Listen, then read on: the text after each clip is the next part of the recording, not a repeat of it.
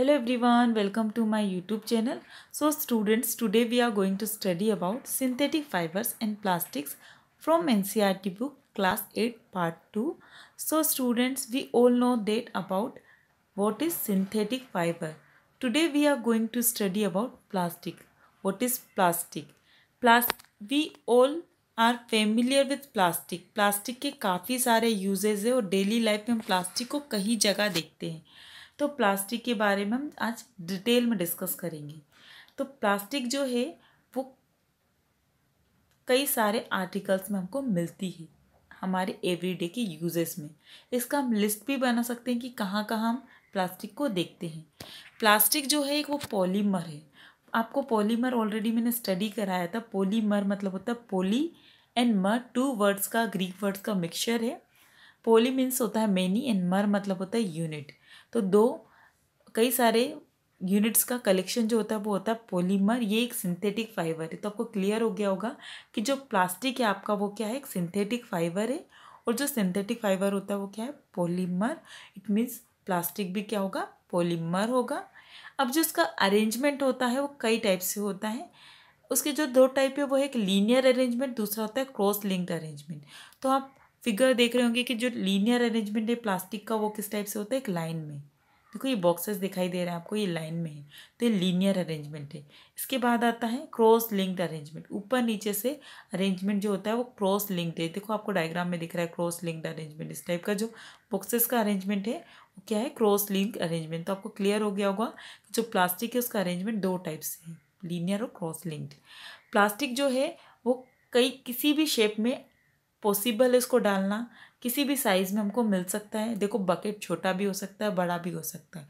मग छोटा भी हो सकता है, बड़ा भी हो सकता है. तो उसका जो साइजेस है वो किसी भी साइज़ में अवेलेबल हो सकता है, किसी भी शेप में हो सकता है, किसी भी शेप में पॉसिबल है इसको बनाना. इसके अलावा हम देखते हैं कि जो प्लास्टिक है वो इजीली माउल्डेबल है. फैक्ट है ये कि प्लास्टिक को किसी भी शेप में हम डाल सकते हैं, माउल्ड कर सकते हैं. देखो ना, आप किसी भी कंटेनर में जो प्लास्टिक का मटेरियल वो डालोगे, बना हुआ प्लास्टिक का मटेरियल, आफ्टर मेल्टिंग मटेरियल आप डालोगे तो वो शेप वो उसमें कन्वर्ट हो जाता है. Can be shaped in any form, कोई भी शेप में बन जा सकता है. ये रिसाइकल्ड है. Plastic can be recycle. Recycle मतलब फिर से इसको बना सकते हैं, री यूज, इसका फिर से यूज़ कर सकते हैं, इसमें कलर कर सकते हैं मेल्टिंग के टाइम पर. और इसके अलावा रोल्ड इनटू शीट और मेड इनटू वायर्स, इसके वायर्स भी बना सकते हैं, शीट के वायर्स. इसलिए जो है कई सारी चीज़ों में वेराइटी ऑफ यूजेस में हमको क्या देखने के लिए मिलता है, प्लास्टिक का देखने के लिए मिलता है.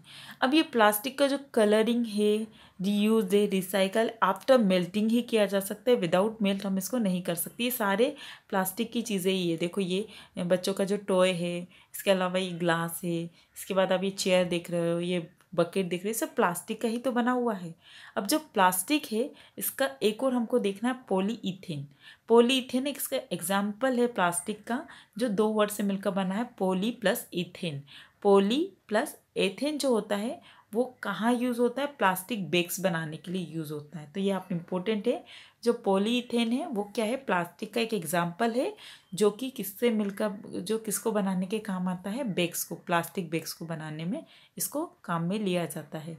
इसके अलावा हम देखते हैं कि जो प्लास्टिक है इसको हम bend, a piece of plastic मतलब उसको हम बेंड भी कर सकते हैं, मोड़ भी सकते हैं. आप ऑब्जर्व करते होंगे कि प्लास्टिक को बेंड करने पर ये ब्रेक हो जाता है, टूट जाता है. मग को अगर आप ज़्यादा टाइट पकड़ोगे और बेंड कर दोगे तो टूट जाता है फोर्स से.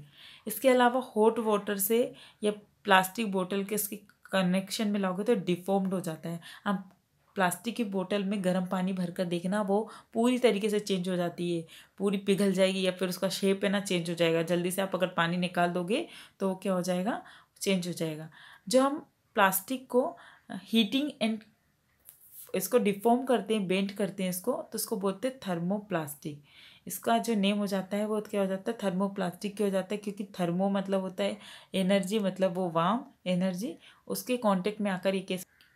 सो आपको क्लियर हो चुका होगा कि थर्मोप्लास्टिक जो है वो क्या होता है, हीट के कारण जो बनता है, मेल्ट हो जाता है, वो थर्मोप्लास्टिक होता है. जो पॉलीथीन और पीवीसी है, पॉलीविनाइल क्लोराइड जिसको बोलते हैं, वो दूसरे एग्जाम्पल्स हैं थर्मोप्लास्टिक्स के। तो आपको एक और चीज़ याद रखना है स्टूडेंट्स, पॉलीथीन और पीवीसी जो है वो दूसरे एग्जाम्पल आ गए हैं थर्मोप्लास्टिक के, जो कि मैन्युफैक्चर करते हैं मिलकर किसको, टॉय को, कॉम्स को और कई सारे कंटेनर्स को। दूसरे साइड अगर हम देखते हैं कि जो प्लास्टिक है जो मोल्डेबल है, मोल्ड हो जाती है, वो सॉफ्ट भी होती है और हीट से इफेक्ट भी होती है, जिसको हम बोलते हैं थर्मोसेटिंग प्लास्टिक। मोल्ड हो जाती है ना, एक फॉर्मेट बन जाता है इसका दूसरा। अब इसके दो टाइप की एग्जांपल है, बेकेलाइट एंड मेलामाइन। ये बहुत इंपॉर्टेंट है, बेकेलाइट एंड मेलामाइन। बेकेलाइट जो होता है वो पुअर कंडक्टर ऑफ हीट होता है। पुअर कंडक्टर ऑफ हीट होता है, इसका मतलब इलेक्ट्रिसिटी में इसमें पास नहीं होता है, इसलिए कई सारे जो इलेक्ट्रिकल इक्विपमेंट है वो बेकेलाइट के बनाए जाते हैं पीछे से, ताकि उसको अपन होल्ड कर सकते हैं। जैसे कि स्विच हुआ, कई सारे हैंडल्स हुए, जैसे कुकवेयर होते हैं जो अपन हाथ में पकड़ लेते हैं, यूटेंसिल्स, जिससे हाथ है वो जलता नहीं है या फिर करंट नहीं लगता, वो किसके बने होते हैं, बेकेलाइट के बने होते हैं।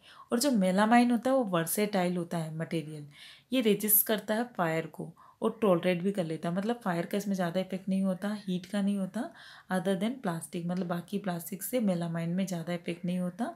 इसके कई सारे यूजेस है, जैसे कि किचन वेयर में मेलामाइन का यूज़ होता है, टाइल्स बनाने के लिए मेलामाइन का यूज़ होता है। सो आपको क्लियर हो गया, जो थर्मोप्लास्टिक और थर्मोसेटिंग से वो क्या है, थर्मोप्लास्टिक मतलब हीट से इफेक्ट होने वाले थर्मोप्लास्टिक होता है, और थर्मोसेटिंग जो होता है वो हीट से ज़्यादा इफेक्ट नहीं होते हैं, मतलब वो कंटेनर की तरह यूज़ होते हैं। थर्मोप्लास्टिक जो होते हैं उसके दो एग्जांपल है, बेकेलाइट और मेलामाइन। जो बेकेलाइट था वो क्या था, good bad conductor of heat था। तो उसमें क्या होता है, करंट पास नहीं होता। देखो ये आपका ये होल्ड है, इसके बाद स्विचेस है, इसमें करंट नहीं लगता ना, अपन स्विच प्रेस करते हैं तो इलेक्ट्रिसिटी से कितना करंट लगता है। तो ये जो सारे चीज़ें हैं, कुक और जो माइक्रोवेव में प्लेट्स वगैरह डाली जाती है, ये सारी किसकी बनाई जाती है, बेकेलाइट की बना जाती है। ये थर्मोप्लास्टिक्स का एग्जाम्पल है। इसके अलावा हम देखते हैं जो कि थर्मोसेटिंग से भी कुछ चीज़ें बनाई जाती है, वो भी हमको देखना है। अब आता है हमारा plastic is material of choice. Plastic को हम किस टाइप के मटेरियल हम जो है चॉइस करते हैं, तो हम पीकल रखने के लिए, वाटर के लिए, मिल्क के लिए, ड्राई फ्रूट रखने के लिए, कई सारे स्टोर करने के लिए फूड आइटम्स को हम प्लास्टिक कंटेनर का यूज़ करते हैं। इसके बाद हम क्यों यूज़ करते हैं, क्योंकि इसका जो वेट होता है काफ़ी कम होता है, जो स्टील के बर्तन जो होते हैं काफ़ी ज़्यादा हैवी होते हैं वज़न में। इसके बाद इसका जो प्राइस है वो कम होता है, प्लास्टिक के बर्तन स्टील के बर्तन के कंपैरेटिवली कम आते हैं, इसलिए इसको कंटेनर की तरह यूज़ किया जाता है। इसका स्ट्रेंथ भी गुड होता है, अच्छा होता है, जेंटल भी होता है। इसमें बर्तन, स्टील के बर्तन में देखा जाता है ज़्यादा स्ट्रेंडिंग नहीं होता है, पर प्लास्टिक के बर्तनों में ज़्यादातर हैंडल होता है। इसके बाद इसका जो मेटल है प्लास्टिक का, वो कार्स में, एयरक्राफ्ट में, स्पेस क्राफ्ट, इन सब चीज़ों में भी इसका यूज़ किया जाता है प्लास्टिक का। तो आपको समझ में आ गया होगा प्लास्टिक हम क्यों यूज़ करते हैं ज़्यादातर। इसके अलावा भी हम देखते हैं तो कई सारी चीज़ें, जैसे स्लीपर है, फर्नीचर है, डेकोरेशन पीसेस है, इनमें भी प्लास्टिक का यूज़ किया जाता है। तो आप समझ गए होंगे कि प्लास्टिक जो है वो कई सारी चीज़ों में हमारे यूज़ होता है। अब हमको देखना है कि plastic is non reactive. Plastic जो होता है वो रिएक्ट नहीं करता है। रिएक्ट मतलब होता है किसी केमिकल सब्सटेंस के आना या किसी चीज़ के साथ आने पर वो जल्दी से रिएक्ट नहीं करता है। जैसे अगर आप देखेंगे आयरन, आयरन को आप देखते हो तो वो जब उसमें मॉइस्चर आ जाता है तो वो रिएक्ट करके उसका कलर चेंज कर लेता है। पर प्लास्टिक के बर्तन का कब कलर चेंज होता है क्या, तो हम देखते हो उसमें रस्ट हो जाता है आयरन में, पर प्लास्टिक में रस्ट होता है क्या, नहीं। तो प्लास्टिक इज़ नॉन रिएक्टिव। ये प्लास्टिक जो होता है do not react with water and air, ये आपको अच्छे से रीड करना है। प्लास्टिक जो होता है वो रिएक्ट नहीं करता है किसी केमिकल सब्सटेंस के आने, कॉन्टेक्ट में आने पर। Plastic is light, strong and durable. Plastic जो होता है वेट में लाइट होता है, स्ट्रॉन्ग होता है, क्योंकि देखो बकेट वगैरह कितना स्ट्रॉन्ग होता है, इसमें कितना कितना पानी भर सकते हैं हम, और ड्यूरेबल भी होता है, हम इसको आराम से ले जा सकते हैं कहीं पर भी। तो plastic is very light, strong, durable. It can be moulded into different shape and size. इसको हम डिफरेंट शेप एंड साइज में हम डाल सकते हैं। इसकी एडवांटेजेस हैं, ये आप रीड कर लीजिएगा, बहुत ही इंपॉर्टेंट स्टूडेंट्स। इसलिए प्लास्टिक का यूज़ किया जाता है। तो हमने दो टाइप पढ़ लिए कि प्लास्टिक है वो नॉन रिएक्टिव है, दूसरा साइज में उसका size strong, light and durable है। इसके बाद हम इसको माउल्ड कर सकते हैं। Plastic are poor conductor, plastic जो है वो पुअर कंडक्टर, जैसा कि अभी मैंने बताया था कि जो बेकेलाइट है वो बेड कंडक्टर ऑफ इलेक्ट्रिसिटी है, इसमें इलेक्ट्रिसिटी पास नहीं होता। तो जो प्लास्टिक है, देखो प्लास्टिक की जो बकेट है उसमें रोड डाल के पानी भी गर्म करते हैं, तो ये बेड कंडक्टर ऑफ इलेक्ट्रिसिटी है। तो अपने प्लास्टिक का poor conductor of heat and electricity. And electric wire है प्लास्टिक कवरिंग, जो इलेक्ट्रिक वायर होते हैं उसमें प्लास्टिक के कवर, देखो घर में जो वायर होते हैं उसमें प्लास्टिक लगा होता है, क्योंकि क्या होता है ये बेड कंडक्टर होता है, पुअर कंडक्टर होता है, तो इसके अंदर क्या होता है, अपन जैसे इसको टच करते हैं तो इलेक्ट्रिसिटी हमारी बॉडी में नहीं जा पाता, क्योंकि इसमें इलेक्ट्रिसिटी का जो पास होता है वो अंदर की साइड होता है, और जो प्लास्टिक है उसमें इसका पासिंग नहीं होता है। इसके अलावा फ्राइंग पैन से और कई सारे जो बर्तन है प्लास्टिक के ही बनाए जाते हैं। Plastic find extensive use in the health care industry और में भी इसका यूज़ किया जाता है प्लास्टिक का। इसके कई सारे एग्जांपल है, जैसे टेबलेट को पैकेज करने के लिए, टेबलेट्स पैकेजिंग में, इसके अलावा थ्रेड में, स्टिचिंग में, इंजरीज़ में जो हो जाती है, इसके बाद जो अपनी सिरिंज होती है उसके लिए, और डॉक्टर्स की ग्लव्स बनाने के लिए, कई सारे मेडिकल इंस्ट्रूमेंट में जो है प्लास्टिक का यूज़ किया जाता है। कुकवेयर में भी, माइक्रोवेव के बर्तन बनाने के लिए भी इसका यूज़ किया जाता है। टेफ्लॉन जो होता है एक स्पेशल प्लास्टिक है जो ऑयल एंड वाटर पर नहीं चिपकता है, मतलब डू नॉट स्टिक, मतलब इस पर स्टिक नहीं होता है। ये नॉन स्टिक कोटिंग होता है कुकवेयर, जैसे ब्लैक कलर का हैंडल देखते हो आप, वो नॉन स्टिक बर्तन जो होते हैं वो भी किसके होते हैं, प्लास्टिक्स के होते हैं। फायर प्रूफ प्लास्टिक भी होता है, जैसे कि सिंथेटिक फाइबर जो होते हैं कैच फायर कर लेते हैं इजीली। आपको पता ही चल गया था कि अपन ने किचन में क्यों नहीं पहनते हैं जो सिंथेटिक फाइबर है, क्योंकि जल्दी से एयर को कैच कर लेती है। तो इसका जो होता है फायर प्रूफ प्लास्टिक भी आता है, इसमें कोटिंग कर दी जाती है मेलामाइन की, जो कि वो डायरेक्ट जो होता है वो रेसिस्ट नहीं कर पाता फ्लेम के। इसके बाद देखेंगे प्लास्टिक इन द एनवायरनमेंट। आपको अच्छे से पता होगा, आपके डेली मतलब आपको स्कूल्स वगैरह में भी बताया जाता है कि जो प्लास्टिक है और उसका और इन्वायरमेंट का काफ़ी अच्छा कनेक्शन है, काफ़ी अच्छा कनेक्शन इन द सेंस कि क्या क्या हार्म पहुंचाता है, तो अब हम डिस्कस करते हैं। हम जब मार्केट जाते हैं तो हम अक्सर देखते हैं कि कई सारी चीज़ें जो है प्लास्टिक के बैग में पैक करके दे दी जाती है। तो जब प्लास्टिक है वो इन्वायरमेंट के बिल्कुल अगेंस्ट है, इन्वायरमेंट को बिल्कुल फेवर नहीं करता है, क्योंकि काफ़ी सारा नुकसान पहुंचाता है इन्वायरमेंट को। तो इसलिए थोड़ा सा अवॉइड किया जाता है प्लास्टिक के मटेरियल, प्लास्टिक की बैग्स, प्लास्टिक की चीज़ें। और उस पर गवर्नमेंट कई सारे एक्ट भी चला रही है ताकि जो प्लास्टिक है उसका जो यूजेस है वो कम हो, क्योंकि प्लास्टिक जो है वो नॉन बायोडिग्रेडेबल है। अब बायोडिग्रेडेबल और नॉन बायोडिग्रेडेबल क्या होता है, जो चीज़ काफ़ी कम टाइम लेती है बनने के लिए नेचुरल प्रोसेस के थ्रू, वो बायोडिग्रेडेबल होती है। जैसे कि a material which get decompose मतलब दबकर या कहीं पड़े हुए काफ़ी कम समय में फिर से बन जाता है, तो वो चीज़ें होती है बायोडिग्रेडेबल। पर जो चीज़ें काफ़ी टाइम लेती किसी चीज़ को बनने के लिए, वो होती नॉन बायोडिग्रेडेबल। तो ए material which is not easily decompose by natural process system is non biodegradable. Students के एग्जाम में आ सकता है, इसके डिफरेंसेस आ सकते हैं, डेफिनेशन आ सकती है। वेरी वेरी इंपॉर्टेंट क्वेश्चन है ये आता है, what is the difference between biodegradable and non biodegradable. Examples लिखने आ सकते हैं, इसके अलावा आपको डेफिनेशन भी आ सकती है। सो आप इसको प्रिपेयर कर लीजिएगा। जो नेचुरल प्रोसेस से जो चीज़ें प्रिपेयर हो जाती है वापस से, वो बायोडिग्रेडेबल, और जो नहीं होती है वो क्या है, नॉन बायोडिग्रेडेबल है। सो स्टूडेंट्स, अब हम लिस्ट देखेंगे बायोडिग्रेडेबल और नॉन बायोडिग्रेडेबल चीज़ों की। तो पहले वेस्ट क्या है जिससे बायोडिग्रेडेबल और नॉन बायोडिग्रेडेबल बनता है। तो जो वेजिटेबल है, फ्रूट्स है, इसके अलावा फूड स्टफ है, इसे 1 या 2 वीक में बायोडिग्रेडेबल हो जाता है, ये जो नेचर में मिल जाता है। फिर है पेपर 10 to 30 डेज लेता है मोर देन पील से, मतलब ज़्यादा समय लगता है इसमें, ये भी बायोडिग्रेडेबल है।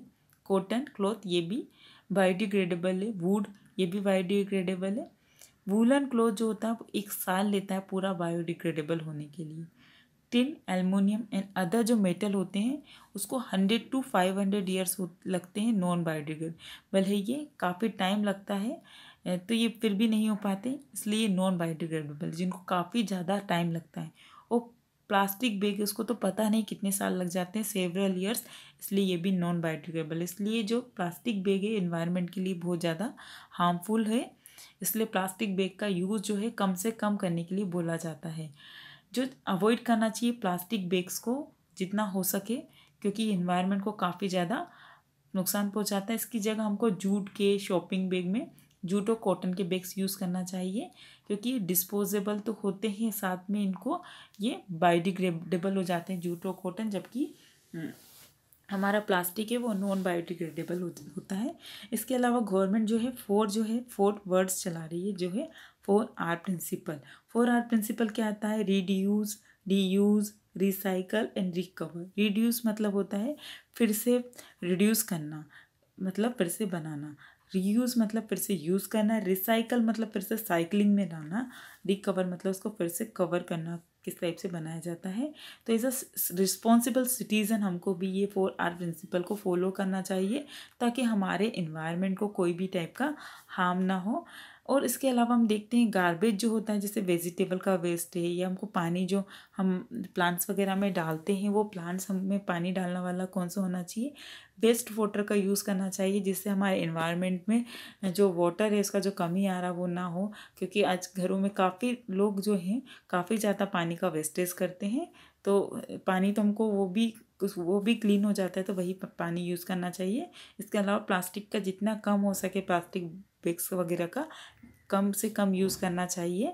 सो स्टूडेंट्स, ये मेरा टॉपिक कंप्लीट हो चुका है सिंथेटिक फाइबर्स का। अगर आपको इसमें कोई भी डाउट हो तो आप कमेंट सेक्शन में जाकर पूछ सकते हैं।